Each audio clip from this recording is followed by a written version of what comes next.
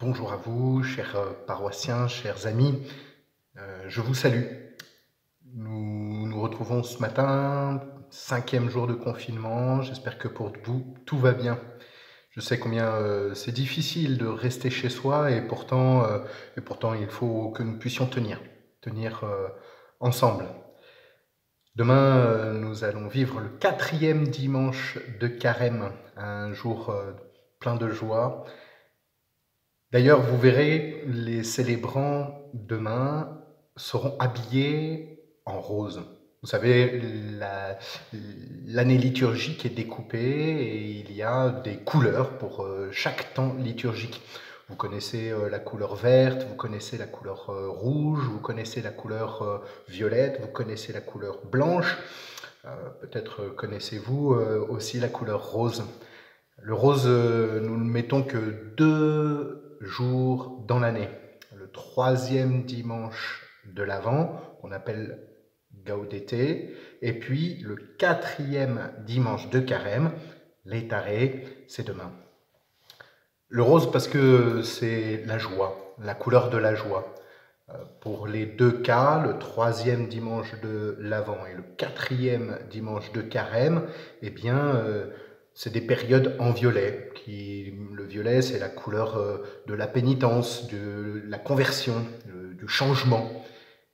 Et puis, dans ces 2 cas, les périodes, elles se finissent par alors soit Noël, soit Pâques, et c'est en blanc, la couleur de la résurrection, la couleur de la fête.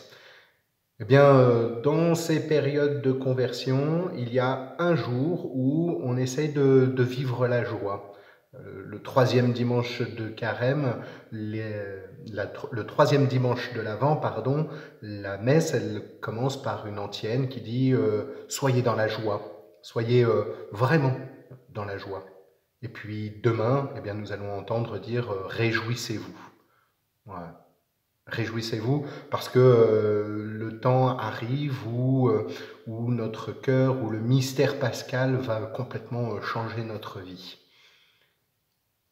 Je vous demande demain, peut-être que en communion avec le pape et puis tous ceux qui vont se mettre en rose, que chacun d'entre nous, nous puissions nous aussi exprimer notre joie à travers un dessin ou à travers un habit que nous nous mettrions et que nous nous habillerions en rose pour signifier cette joie. Frères et sœurs, demain avec le Père Pablo, nous allons célébrer la messe. Peut-être ne pourrons-nous pas encore être en diffusion, mais ce que nous vous proposons, c'est de quand même prier pour toutes vos intentions. Prier aussi pour tous ceux qui sont atteints du coronavirus, dont on commence à connaître des noms qui sont autour de nous, à Mornan et puis un peu autour de nous. Voilà, de prier pour eux qui sont atteints, que le Seigneur puisse leur donner force et courage pour passer ces épreuves qui sont difficiles, compliquées. Nous savons combien la maladie, eh bien, c'est pas facile. Alors, eh bien, voilà, que le Seigneur puisse nous aider. Et puis nous prierons aussi pour toutes les personnes qui angoissent parce qu'elles sont fragiles, parce qu'elles se sentent faibles et qu'elles ont peur d'être elles aussi atteintes par ce virus. Alors eh bien que le Seigneur, là aussi, leur donne force et courage de lutter et de se savoir fort face à ce virus.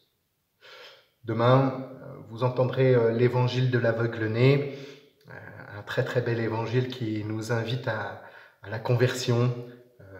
Rencontre après rencontre, l'aveugle-né, il affine sa foi. Au début, ça n'est que Jésus, celui-là.